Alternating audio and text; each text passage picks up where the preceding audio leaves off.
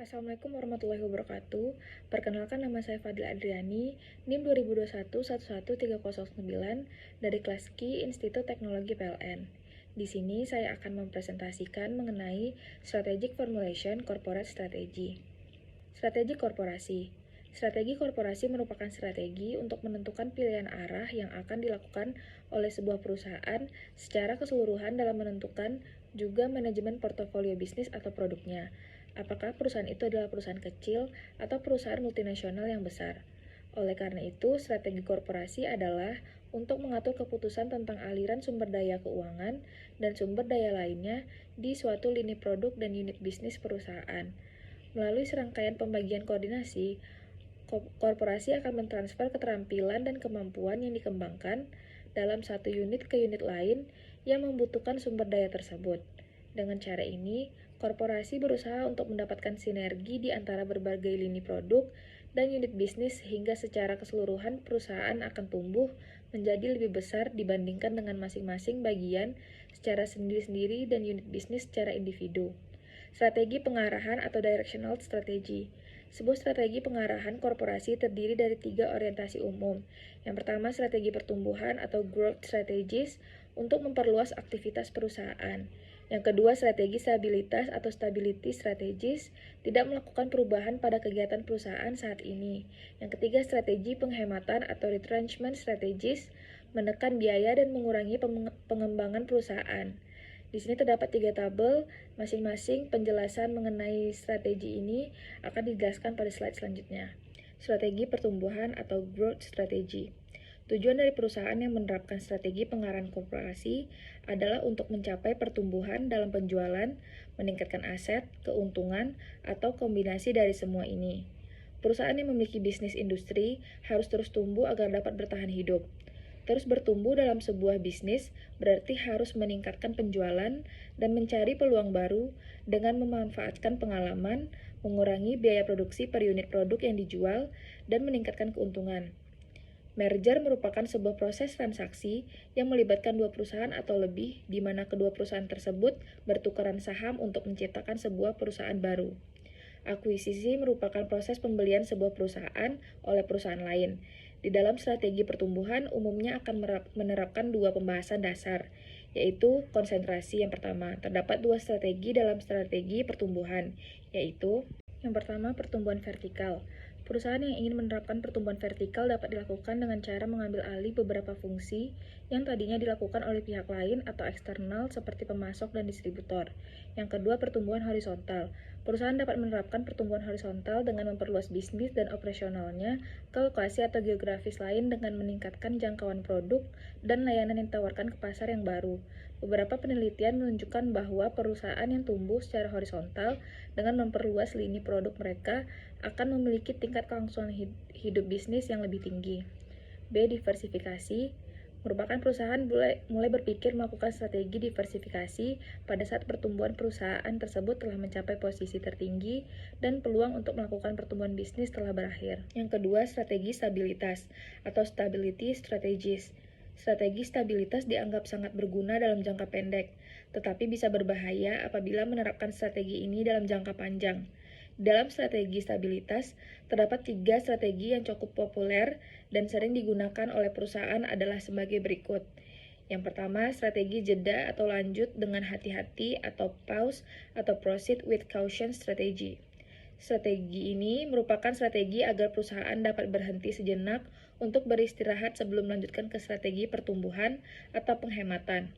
Proses ini dilakukan oleh perusahaan untuk menunggu hingga situasi dan kondisi lingkungan tertentu agar perusahaan dapat melakukan konsolidasi sumber dayanya untuk menuju tahap berikutnya, apakah ke strategi pertumbuhan atau ke strategi penghematan.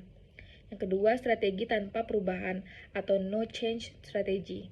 Strategi tanpa perubahan adalah keputusan yang diambil oleh perusahaan untuk tidak melakukan apapun yang baru, hanya melanjutkan kebijakan yang ada saat ini untuk masa yang akan datang. Namun strategi tanpa perubahan ini seringkali digunakan di situasi dan lingkungan perusahaan yang perubahannya tidak terlalu signifikan, dan posisi kompetitifnya juga relatif lebih sederhana, sehingga perusahaan tidak perlu terlalu memikirkan untuk melakukan pertumbuhan. Yang ketiga, strategi keuntungan atau profit strategy. Strategi keuntungan merupakan keputusan di mana perusahaan tidak ingin menerapkan keputusan yang baru yang akan menimbulkan pengeluaran yang besar, karena dalam situasi yang tidak menguntungkan, dan keputusan ini juga bersifat sementara. Tujuan ini adalah agar perusahaan tidak mengumumkan posisi perusahaan yang dalam keadaan buruk karena masih bersifat sementara untuk melakukan konsolidasi terhadap sumber daya yang ada agar dapat bangkit kembali dengan menunggu waktu yang lebih bersahabat dan lebih berpihak kepada perusahaan. Umumnya strategi keuntungan ini hanya digunakan untuk membantu perusahaan melewati masa-masa yang sulit untuk sementara waktu. Yang ketiga, strategi penghematan atau retrenchment strategies. Perusahaan juga dapat menerapkan strategi penghematan pada saat menghadapi posisi kompetitif yang lemah di dalam hampir semua lini produknya, sehingga menyebabkan kinerja penjualannya menjadi buruk dan mengalami kerugian. Strategi ini menerapkan banyak tekanan-tekanan untuk meningkatkan kembali kinerja. Dalam upaya untuk mengurangi kelemahan-kelemahan yang dapat menyeret perusahaan, manajemen harus dapat mengikuti salah satu dari 4 strategi penghematan ini, yaitu yang A, strategi berputar arah atau turnaround strategy. Strategi berputar arah kadang-kadang disebut sebagai transformasi, menekankan untuk meningkatkan efisiensi dalam operasional, dan tindakan ini merupakan yang paling tepat pada saat perusahaan mengalami masalah penurunan kinerja tetapi belum kritis. Yang B, strategi perusahaan captive atau captive company strategy. Strategi perusahaan captive merupakan salah satu pilihan strategi penghematan dengan cara melakukan konsentrasi pada sebuah pasar atau konsumen sebagai pembeli produk secara rutin. Strategi ini digunakan ketika perusahaan melakukan kerjasama dengan perusahaan lain tetapi tidak berada dalam posisi yang kuat. Tujuan dari perusahaan menawarkan kerjasama ini agar operasional masih dapat berlanjut demi keberlangsungan hidup perusahaan. C. Strategi menjual atau divestasi atau sell out atau divestment strategy. Strategi menjual atau divestasi ini diambil pada saat perusahaan sudah dalam posisi yang sangat lemah daya saingnya, bahkan kesulitan untuk mencari captive market. Strategi yang digunakan ini adalah menjual perusahaan ke perusahaan. Strategi menjual atau divestasi dilakukan jika manajemen masih bisa mendapatkan harga yang cukup bagus untuk para pemegang sahamnya, dan karyawan dapat mempertahankan pekerjaan mereka dengan menjual seluruh perusahaan ke perusahaan lain. D. Strategi bangkrut atau likuidasi atau bankrupsi atau liquidation strategy. Strategi kebangkrutan dan likuidasi ini diambil pada saat perusahaan sudah tidak dapat meneruskan kegiatan bisnisnya dengan berbagai alasan. Umumnya perusahaan yang mengambil keputusan ini karena tidak ada perusahaan lain yang tertarik untuk membeli perusahaan yang sangat lemah dalam industri dan dengan prospek bisnis yang sangat rendah. Pada saat ini tidak ada lagi cara lain yang dapat ditempuh, maka perusahaan akhirnya harus menyatakan kebangkrutannya.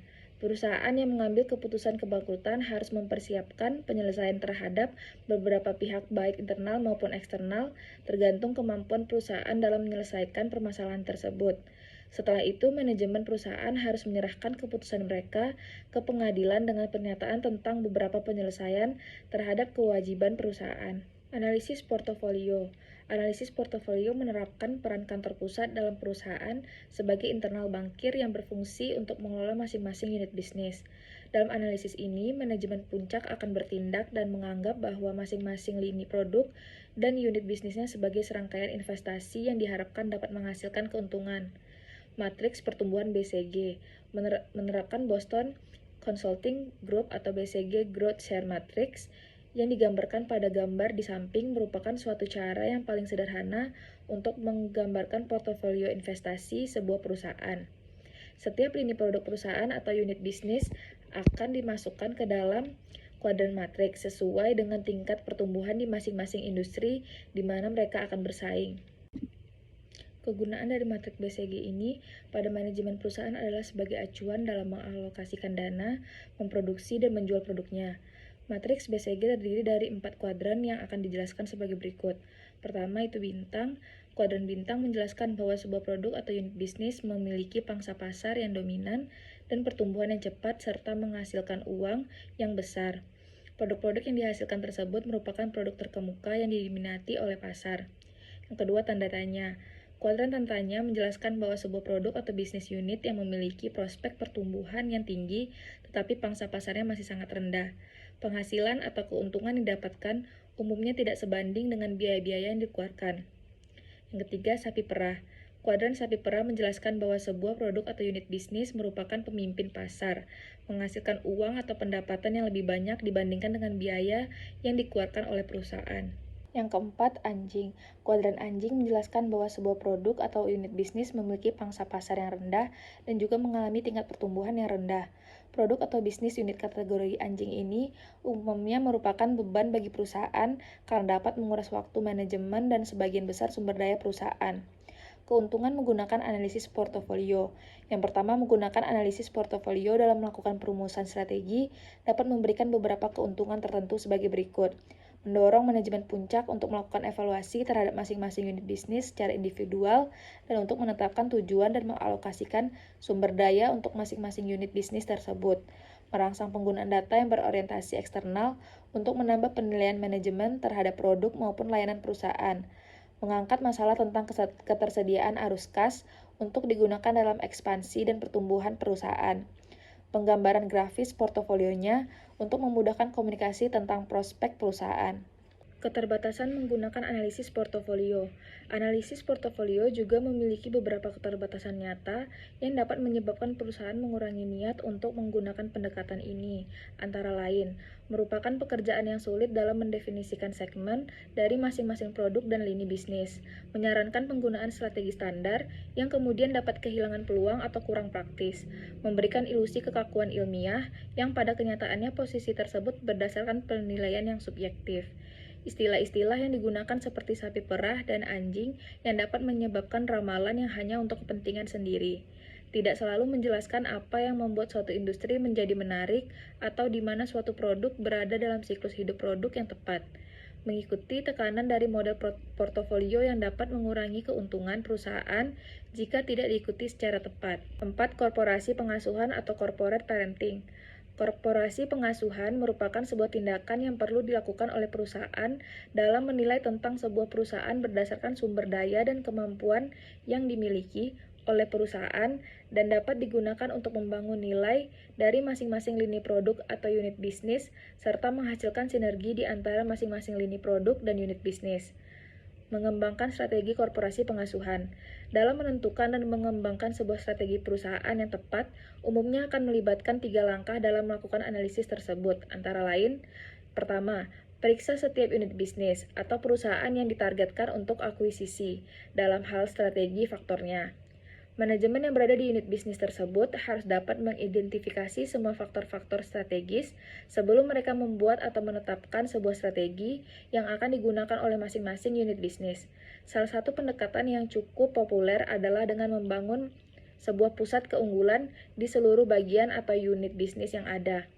Pusat keunggulan merupakan sebuah unit organisasi yang dapat mewujudkan serangkaian kemampuan yang telah secara eksplisit diakui oleh perusahaan sebagai sumber daya yang penting dalam menciptakan nilai untuk konsumen dengan maksud dan tujuan bahwa kemampuan ini dapat diteruskan dan dimanfaatkan oleh atau disebarluaskan ke masing-masing bagian atau unit bisnis di perusahaan tersebut. 2. Periksa masing-masing unit bisnis atau perusahaan yang ditargetkan dalam hal area mana yang dapat ditingkatkan kinerjanya.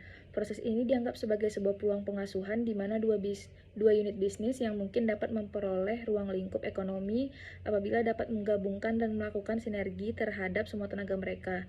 Ketiga, analisis seberapa baik perusahaan induk cocok dengan unit bisnis atau perusahaan yang ditargetkan.